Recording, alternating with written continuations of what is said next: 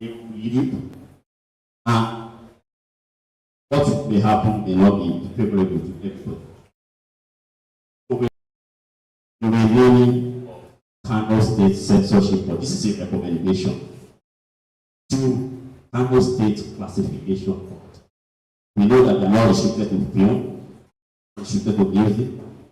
Even literature is regulated by the censor board. Why not we just see this is democracy? Why don't we let people feel that this is our own institution, not an institution of oppression? We also encourage and recommend ISBA to embrace moral suasion with artists, as opposed to the use of force, arrest. We encourage ISBA to make Islam appealing. Islam is very appealing. Islam is a beautiful religion, and we believe that a lot of people, artists can be very useful. Some of our colleagues and friends expressing their position why Islam not interested in even commissioning artists to create content that will encourage people to uphold good values and promote values that ISBA is working hard to. These are our recommendations. And I believe that there will be several other recommendations, even from the government, maybe to artists as well. We are not saying that we are perfect. We have our flaws. And that's why we set up the academy, which we will be talking about. So, our parting shot.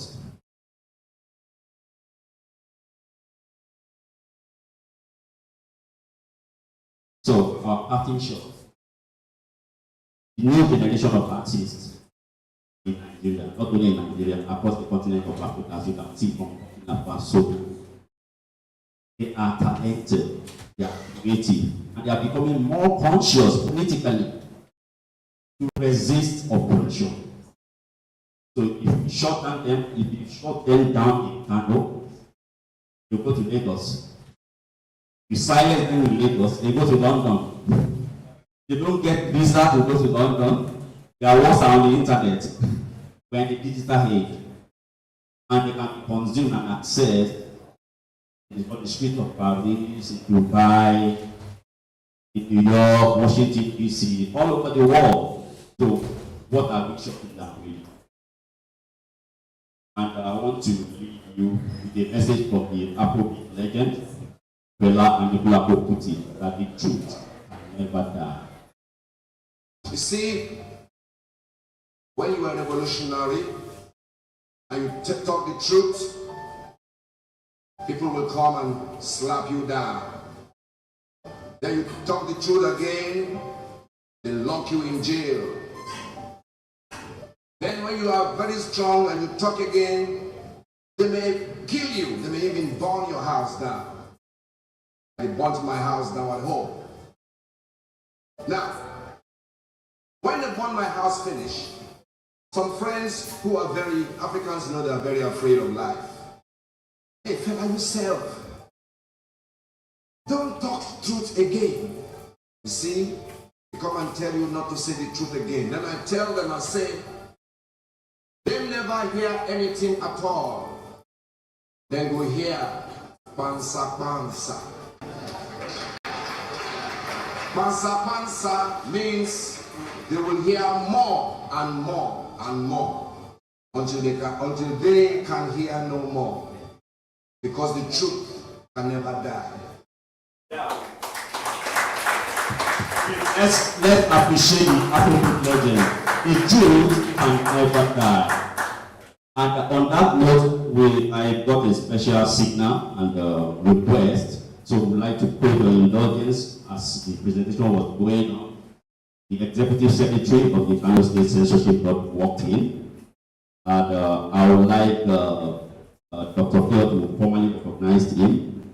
But briefly, I may have to, with your permission, I have to go back a bit, because this meeting is actually intended to engage Kano State Censorship Board. So they have missed a very vital part of our engagement, and I would like to favor that I go back to those specific areas, so that a better position to address them, as we will be having a panel discussion where people, I believe, ask a lot of questions. So, I yield the floor to Dr. Pio. Yes, I would like to recognize the presence and also thank the Executive Secretary of Kano Censorship Board, Alhaji Abba and Mustafa, for making it. I would also like to the presence of Professor Abdullah Adamu, who has played the largest role.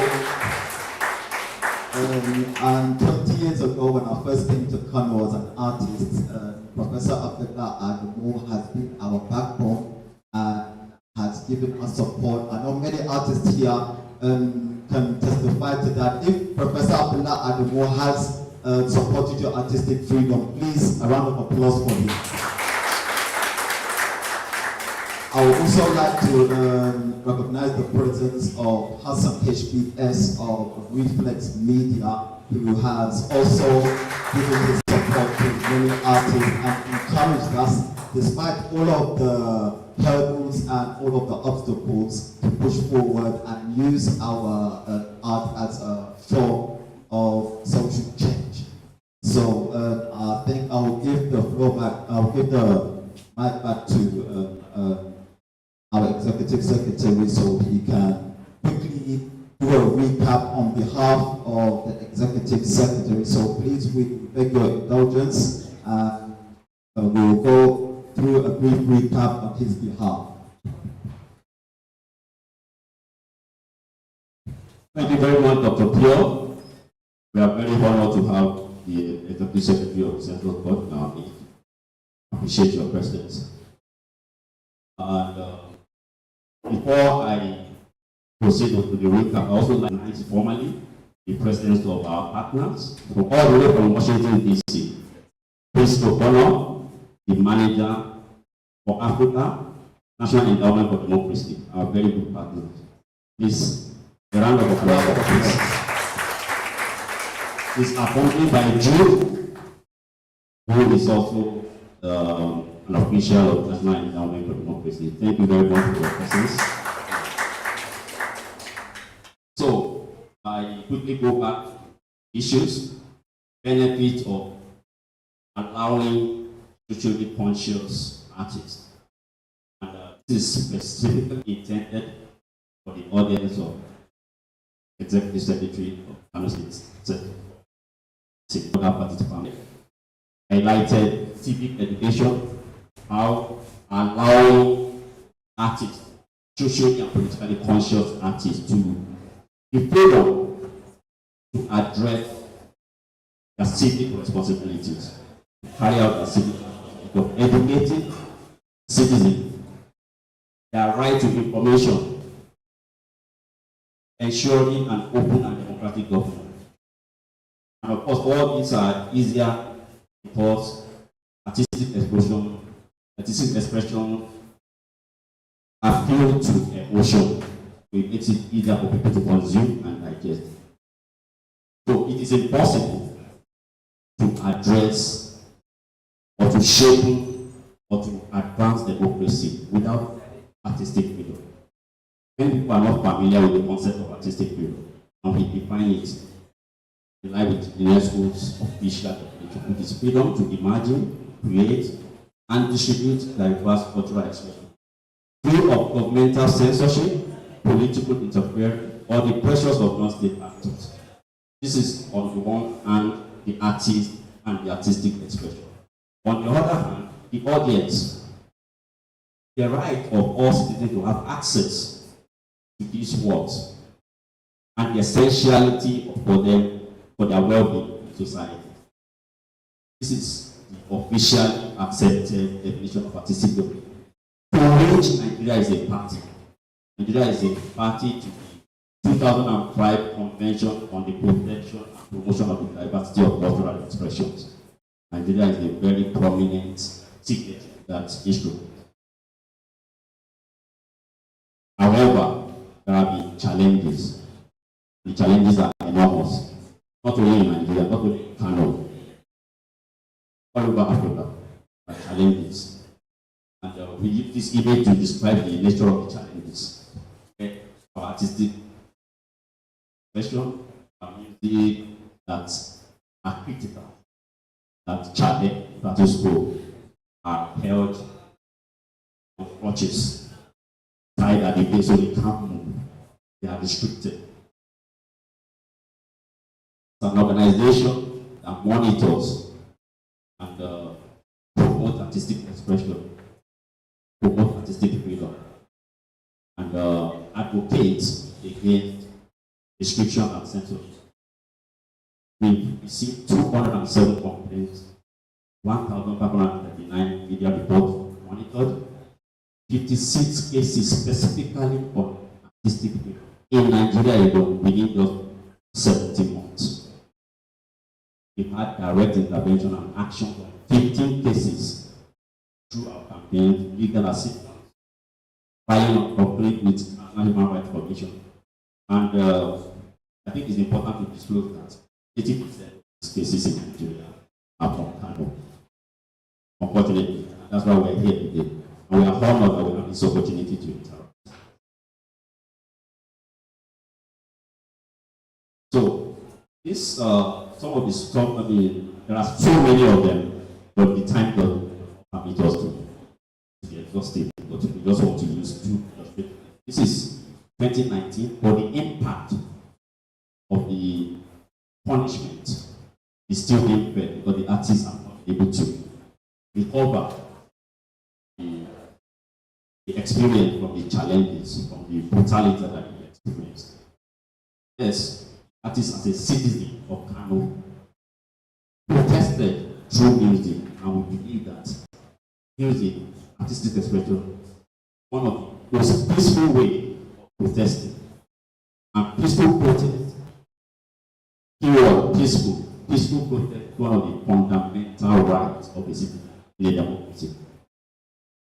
Singer released a protest song by the former governor's alleged corruption and policies of division, which undermines the cultural heritage of the people of Kano. As a citizen, as a responsible citizen, who was courageous enough to challenge that. He followed the rules because he's creative. He did not mention it by his name, even though the video is out there. Because the anti-corruption agencies failed to investigate and do the right and prosecute as appropriate, even after leaving office. And when he released the song, he was accused of releasing a song without final censor for Google. Accused of assault. This particular verse was not criminalized, but these two other verses were criminalized. Unfortunately, we have some technical issues we couldn't explain now.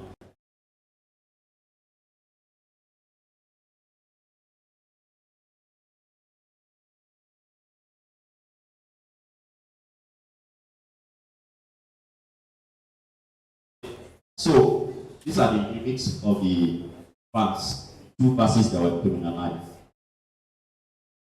Mention that the governor didn't mention specific name for the individual. Complained about how painful his decisions are to the people of Ghana. And of course, he vented his frustration that when it comes to money, the governor is more than a thief.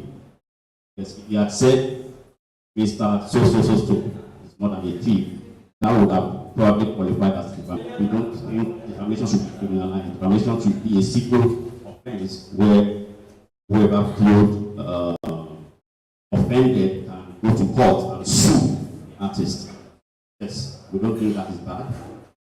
But to use the power of the office, to abuse the power of the office because we are governor and arrest artists who have used his creative license, artistic freedom, to challenge perceived corruption.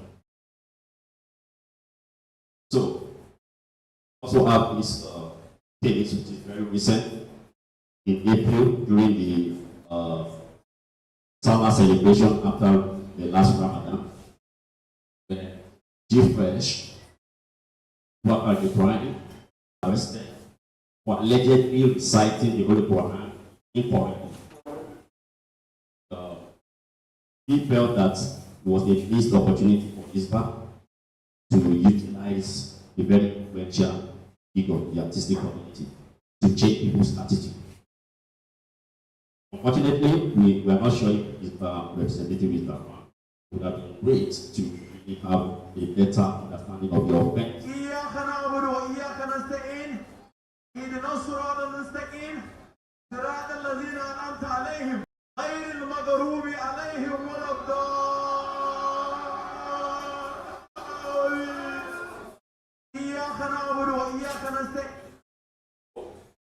That was the performance, was a Salah celebration after the month of Ramadan. Was on stage. As a Muslim, I guess I cannot speak for this. This is probably they view it as mocking Islam. He's a Muslim himself. Probably needed education, sensitization, option to arrest him, then wanted and charging him to court. We believe that was the missed opportunity back to make a difference in the attitude of people. And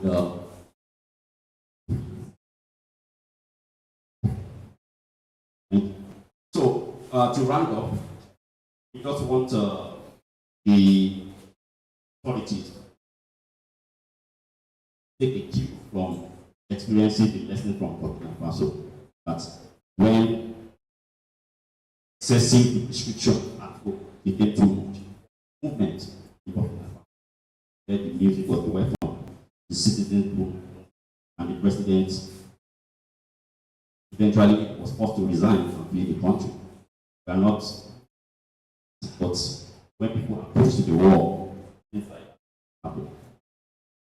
So we recommend to the Kano State Censorship Board to consider the renaming of that censorship, text censorship in the board to Kano State Classification Board. It's the standard practice everywhere, the best practice, so that people, artistic community, other stakeholders will see institution as belonging to all of us, not an instrument of oppression, not an instrument of a particular governor or certain interest, certain political interest or oppress. Censorship in a democracy, Nigeria is regarded as a democratic country. And as such, the word censorship is paradoxical to the principle of democracy.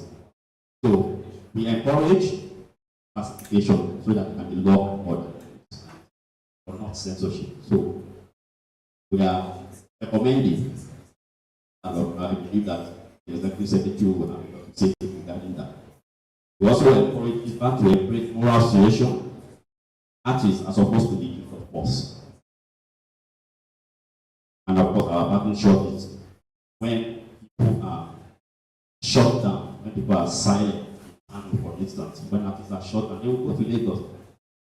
When Lagos silences, they go to London. They can't get a visa.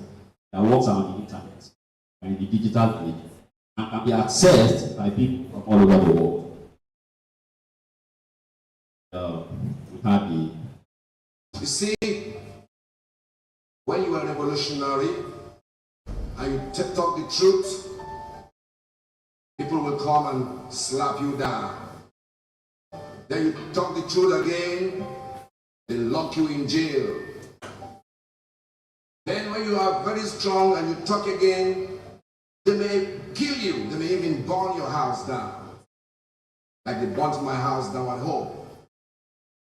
Now, when they burn my house finish, some friends who are very, Africans know they are very afraid of life. Hey fella, yourself, don't talk truth again. You see, they come and tell you not to say the truth again. Then I tell them, I say, they never hear anything at all. Then go hear, pansa pansa. Pansa pansa means they will hear more and more and more until they can hear no more, because they never die. That notes.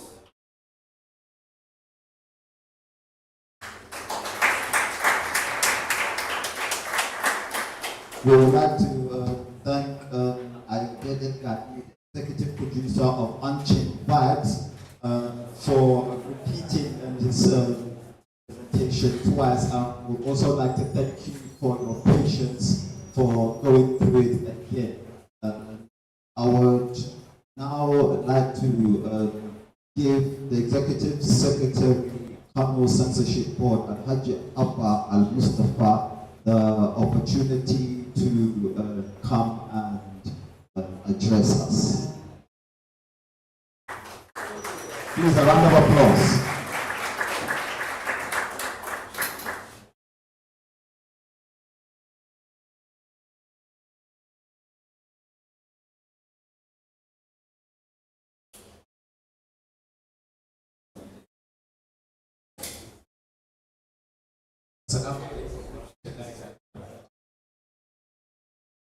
Morning, ladies and gentlemen. Very elated. So many resourceful talents here. You can see my boss. His name, it's inclusive, it's around, and I have to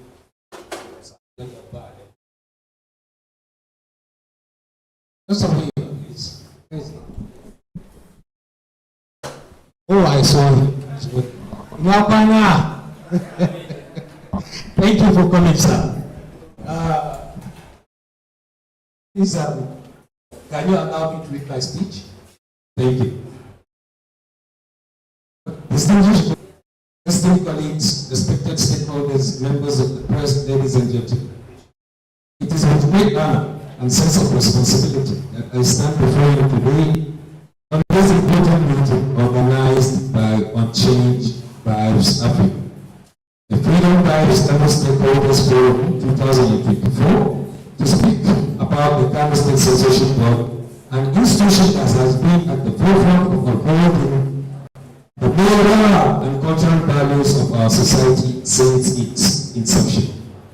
The Kano State Censorship Board was established in 2001 under the main administration as a direct response to the popular demand for the implementation of the Sharia legal system in Kano State and many parts of northern Nigeria.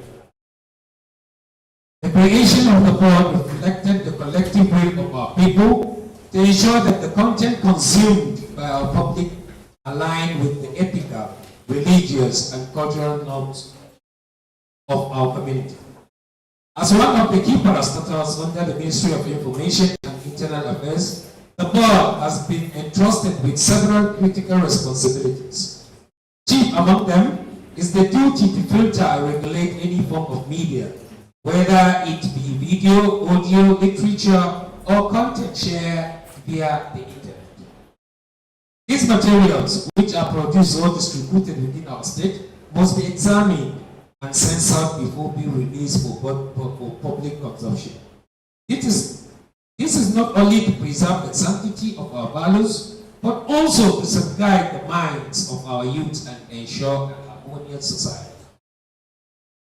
Our mandates extend beyond just the regulation of media content. We are also tasked with educating stakeholders and the general public on the importance of adhering to these guidelines. In doing so, we create a society that is both informed and responsible in its engagement with media. While we encourage creativity and innovation, we must ensure that they do not compromise our moral standards. The board does not shy away from disciplining defaulters. We believe in giving correctable defaulters a chance to amend their ways. But focus, we forward cases to the courts of law for formal prosecution in line with due processes.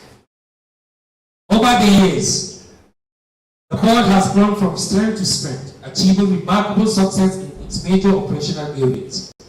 These areas include the censoring of films, publications, and literary works, monitoring cinematographic activities, and fostering productive engagement with stakeholders from various sectors, be it media, security agencies, traditional leaders, or religious scholars. Our collaborations with this group have been vital to the success we have achieved. In addition, the board remains committed to continuous learning and adaptation. We engage with academics, intellectuals, and community leaders to ensure that our practices are current, relevant, and in line with the evolving landscape of media and communication. As we look to the future, our mission remains clear. We will continue to uphold the values that define us, protect the moral fabric of our society, and ensure that the content consumed by our people of Kano State is one that reflects the best of who we are. In view of the board's commitment in fulfilling its statutory responsibilities, it has become necessary to take decisive measures and ensure all stakeholders comply with the established regulations. A recent review has revealed that several companies and other related stakeholders have been operating without appropriate certification from the bank. To address this issue, the board has decided to initiate the following measures. Cancellation, that's number one, cancellation of license. The license of companies operating without certification are then revoked. Documentation process, a comprehensive documentation exercise will be conducted to account for all operating companies and related stakeholders to ensure compliance. Regulatory enforcement. Companies and stakeholders who do not meet the necessary regulatory requirement will face penalties, including the cancellation of their operating licenses. These actions are aimed at fostering a more transparent and accountable system that ensures all stakeholders are operating within the confines of the law. This will not only safeguard the interests of compliant companies, but also ensure the integrity and efficiency of the board's regulatory framework. Thank you all for your unwavering support and collaboration. Together, we will continue to build a society that thrives on respect, decency, and shared commitment to preserving our cultural heritage. Thank you. Say good.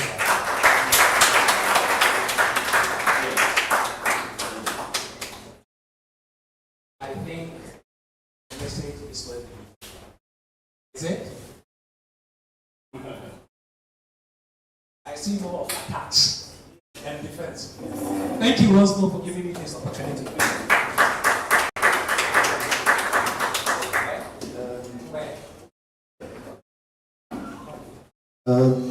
We would like to ask the Executive Secretary to stay. We will hear from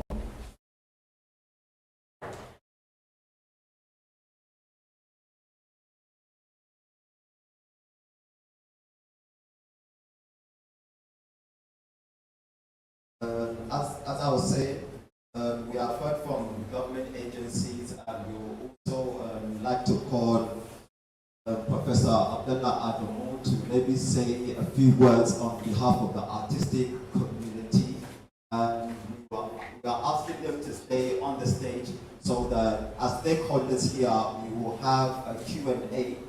We'll have the opportunity to ask questions. So if anybody here has any questions, please note them down, and we'll have the opportunity to interact with our stakeholders on stage. Once again, Professor, thank you very much for gracing this occasion.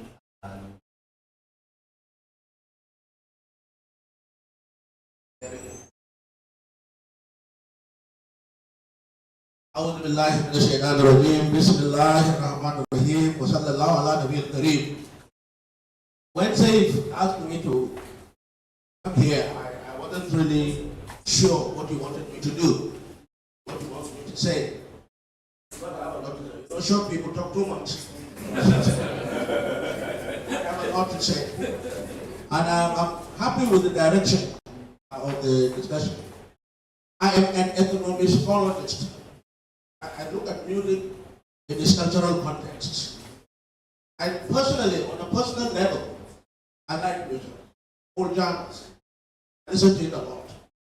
So when an opportunity comes for studying music production, public culture, here, to me, it becomes a very interesting case of contestation. You see how the public culture accepts the new forms of music that was emerging into our society. Now, Kano State is what is called Islamicate. Islamicate societies are societies that have basically institutions of Islam, but they don't have the constitution of Islam. And Kano State became Islamicate in November 2000 when Sharia was established. And in 2001, the censorship board was created. They started with filmmakers. They don't like filmmakers. They don't like all the dancing, singing, rolling on the ground, and so on and so on.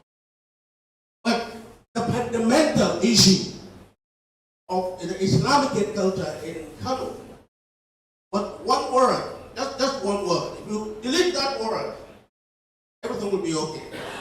That word was love, L-O-V-E. This society does not like the word love at all.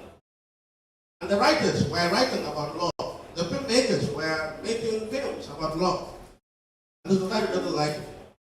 And the reason the society doesn't like it is because in the Islamic Hausa culture of Kano specifically, and I think northern Nigeria, the word love is gender specific. A man cannot say to another person, I love you, but it will assume that there are other hidden agendas. A woman cannot say to another woman, I love you. But because of the expectation that love goes with sex, a man can tell a woman, I love you. And sometimes even that is silent. Many of us here are married, if not all of us, men and women. How many times did your partner ever open their mouth and say, I love you? Not in our society. You know? The moment your wife does say, then there's a problem. A big problem. So when writers, musicians, and filmmakers started emphasizing the concept of law, that's when the state machinery came in. This is all wrong. That's how they started. I'm surprised that one of the recommendations was that censorship board should be changed to classification board. That's not going to work. The reason it will not work is that in Islamic societies, something that is prohibited for a 7-year-old is also prohibited for a 70-year-old. The classification system was to guide viewership so that if you are not mature, if you have not attained a particular age, you cannot watch this, right? That was the whole philosophy. It's not going to work here. Because something that is prohibited to be seen, which is considered bad, for a 7-year-old child, is also considered bad for a 70-year-old man or woman. So I'm not sure Mustafa, very articulate person, will be able to answer that. But my research, I have sent 2 papers to you now that would summarize all of these things that we're doing, the challenges faced and so on. And some time ago, we made a film called Recording a Revolution here in Kano with a crew from the University of Florida at Gainesville. Eventually, I presented a paper, and that paper is with Dr. Pio. The paper has a beautiful title, but the organizers, despite being American, were scared of the title. The paper was titled, Don't Translate Motherfucker into My Vernacular. Now, I'm not the one who said that. It was the censorship board that used that exact expression. During the meeting of the film, Recording a Revolution, we had a discussion with one of the fiercest censorship board director. And he used that expression. Together with another person, Dr. Bala Muhammad of Adedit, which is the Moral Reorientation Program. And this is what Adedit said. We don't want rap music. If you want to do rap music in Hausa, you have to throw away the swear words.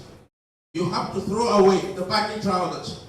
You have to throw away insult to elders and others.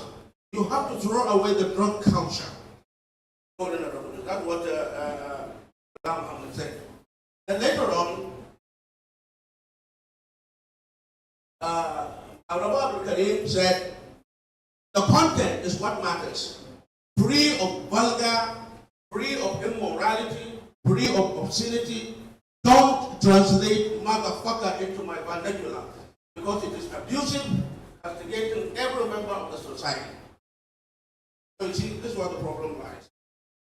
Musicians, artists, rappers want to use a transnational template in order to something. And to me, it is very good because it shows Africans soft power. The media imperialism theory is not of the valid. The assumption that we adopt American cultural media products blindly is no longer acceptable. No longer true. This is because, yes, we listen to Tupac, we listen to DMX, we listen to Snoop Dogg, we like all these rappers, but we have also created our own version of rap, from the Yoruba to Igbo to Hausa. And this has been exported to countries like Niger Republic, Burkina Faso, and so on. So the issue of public culture is what the real challenge is. The challenge of public culture is public culture in houses of society has certain expectations of behavior. And then they started prosecuting them. They ran away. Naziru, Naziru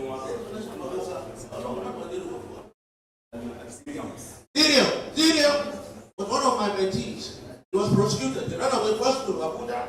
Now he has relocated to New York. So they ran away. That was up to about 2013.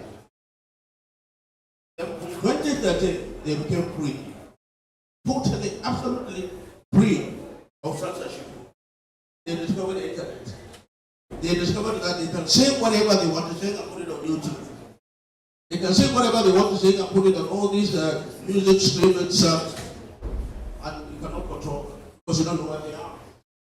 So this has created a new freedom. And finally, there is a lot of contradiction itself in what the censorship board does with artists.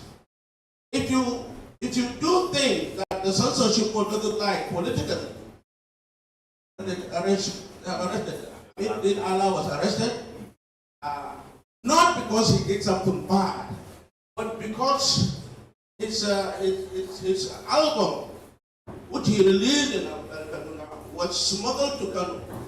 And during a particular event, someone asked him to sing just a few lyrics from that particular album. And he did, and he was arrested. He was thrown in jail. Adam Gambo was arrested. Adam Gambo was so innocent, he didn't even know why he was arrested. But he had a video, Lenewa. And in the video, some girls were dancing, and their neighbor was showing. And then they let me know, this is obscene. So he was arrested for 3 months. He has to come and apologize. So we had a lot of cases of prosecution. Artists, particularly musicians and filmmakers. Ian Jama was also arrested, filmmaker and so on. And the critical connection between censorship board, public culture, and creativity. Now when it became too much, the creatives, the individuals, the musicians, the artists, everybody just simply shifted to internet where you cannot really accept them. But then the contradiction also with public culture. There is a famous musician here in Kano called Dauda Mahmoud Abdullahi. His stage name is Ra Ra Ra. Nobody has. He was arrested only once when he released a song called Zuo Me Manapakan, in which he abused Jonathan Goodluck because he had a popular heart. After that, nobody abused him. But he has released 35 songs that I have. Each of these songs is a direct insult of an individual. So he has created a culture of abusing political opponents of the government. Rabi Bongoso is called Sula. Sula means undecided, really. It's a name for a monkey. But the little monkey that people used to go around amusing people with. But they keep jumping up and down. So Sula is somebody who is undecided. Madam Ibrahim Shekaro, another Puma governor, who was called Duna, Blackie, because he was really, really dark skinned.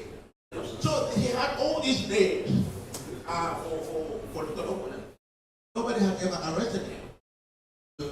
So look at the government is in power and he's abusing and insulting opponent. Everything is cool, everything is fine. Even when he abused the former governor, called him Hankaka, nobody raised an eyebrow. So you see the contradiction. So at what point, at what critical point, at what specific point of gravity does censorship kick in to protect public sentiment and public culture? And at what point does creativity have to run free? Finally, you know all this is about, it's about the individual, the heart.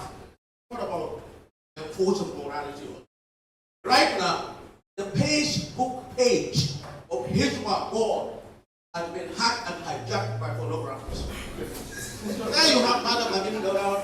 Then the next thing you have this woman was massive, everything. Absolutely huge.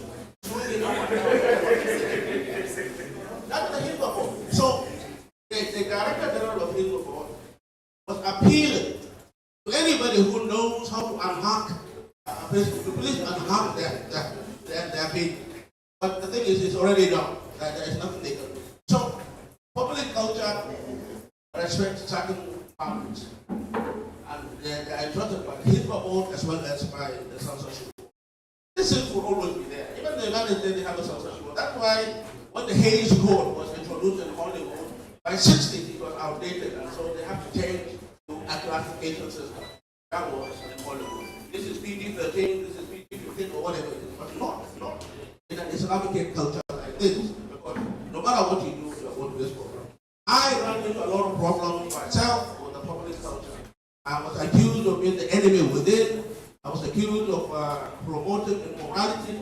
That was a little boy who died, little American, 13-year-old. He died in an accident. Brilliant rapper. But we have to do it. We are academicians. We have to study it. We have to document it without passenger. Eventually, I decided to come out. Charlie, no, don't stay in the car. And people wait so bad. Please, a round of applause for Professor Abdullah. Please, sir, can you please take a seat? Yes. We plan to have questions from stakeholders. Next up, I would like to call Barrister Kola Alapeni to the stage. I hope I pronounced that right, sir. Right.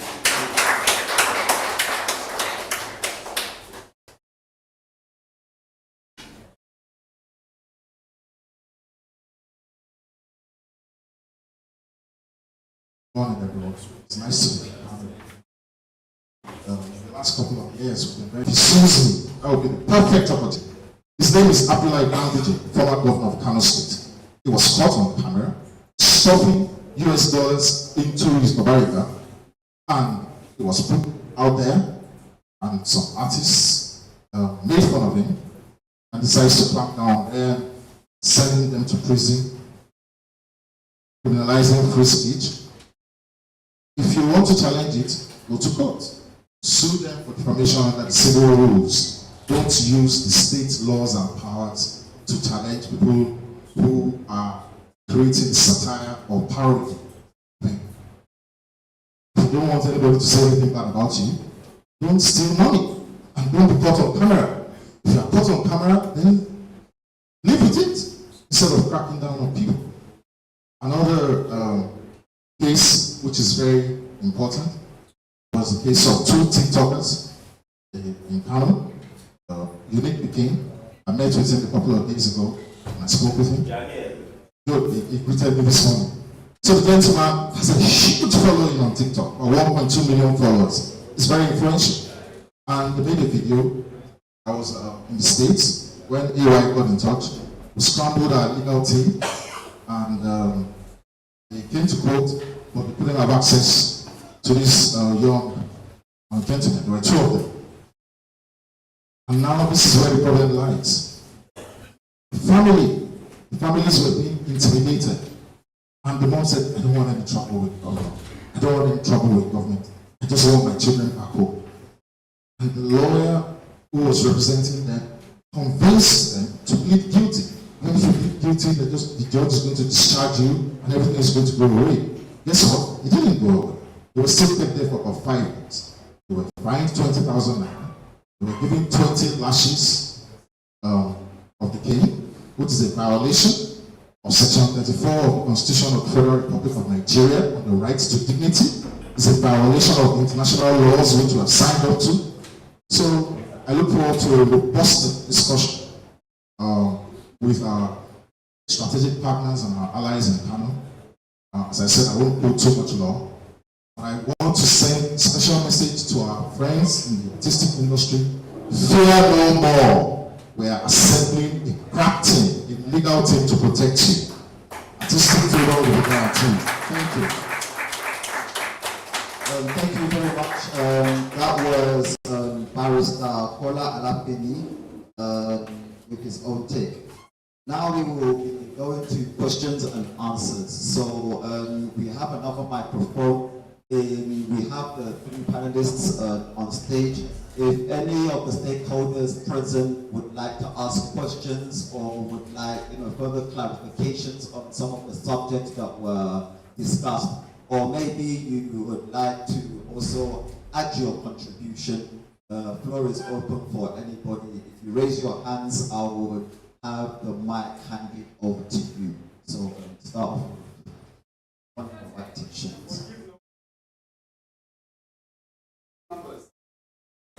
Okay, number 1, 2, 3, 4, 5, and the last person, like 6, 7, go back to 8.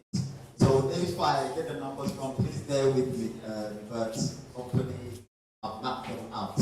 So we'll start off with the first person. We'll hear any questions that you have. Briefly introduce yourself, but please keep it quick because we have gone past the time that we allocated. So to the people asking the questions, keep it brief. We don't want discussions, we just want questions. Assalamu alaikum. My name is Abu Prof. Mr. Nagabuwa, and my question goes to the censorship board. You made mention of regulating content on social media among the things that censorship board does, and I'm curious to know how is that possible, because lately most of the content we see on social media very unbecoming, and I don't see censorship board doing anything about it. But for artists like us, not the regular content creators online, artists like us that have office that you can actually locate us, I've seen them reach out to artists, arrest them for content they put out. But I don't see them doing that to most of these TikTokers, especially the TikTokers. Like what they are putting out there, it's very, very harmful for consumption, especially looking at our society. And my last question is about Question. it's very important actually, because most of us here are artists, and this question is very important. I'm speaking on behalf of the Hausa hip hop artists, mostly not our colleagues, the non-AI artists. Every time we get message from the censorship board that we should register, and I don't think most of the Hausa hip hop artists actually obey that instruction. And the reason is because we don't see anything that the government has actually done for us directly that has affected us. Personally, I'm speaking on behalf of a lot of us, and I know they agree. The government, no government in Kano State has ever done anything directly to Hausa hip hop artists. So why should we register with the censorship board? So me personally, I don't do it. I don't encourage anybody to do it. Okay, thank you very much. I think Mustafa, you heard his question. If you can give him an answer. Okay, next question.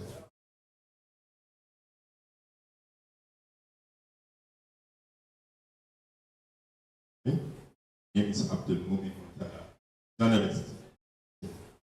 What I see here is that it's a collection of institutions, but it has to do with laws, principles, societal principles, and these things are not universal. They are diverse. So how do you treat them, and what studies have you done? See how you can them correctly. For instance, personally, I have a definition, my own personal definition of what language is. I say language is the oral interpretation of the culture.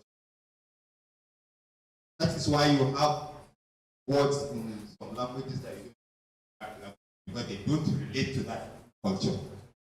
So any culture you see with their language, they have words for everything in their own language. So there are languages that don't relate with that culture, that don't have those words. They can only describe those things. That is why I define language as the oral interpretation of a. So with this kind of thing, you will realize that if something happening in the US, for instance, here, and allow people to practice it, definitely, people will call it something like infiltration, like it's a cultural infiltration. You know, that they're trying to do. So, and when somebody does something here locally, you know, it is accepted by the system. But then the culture here contradicts it. So how do you treat the diversity? That is the answer or solution to all these debates. And that is how I see it. Who is the question directed at? at? So, question directed at, so that he can take note to answer. No, the issue here is to the Unchained by Africa. Now, how do you go about it? Because this is a society that has its own law. Are you saying what should be created that will deal with it? The last speaker mentioned an issue that violated, and it was done in a Sharia court. But he said it violated the constitution of the country again. So there are a lot of contradictions. How do you resolve them? What do you do to resolve them? Because if these things are not resolved, nobody can take it to go to high court to challenge that issue. All these things need to be breakdown before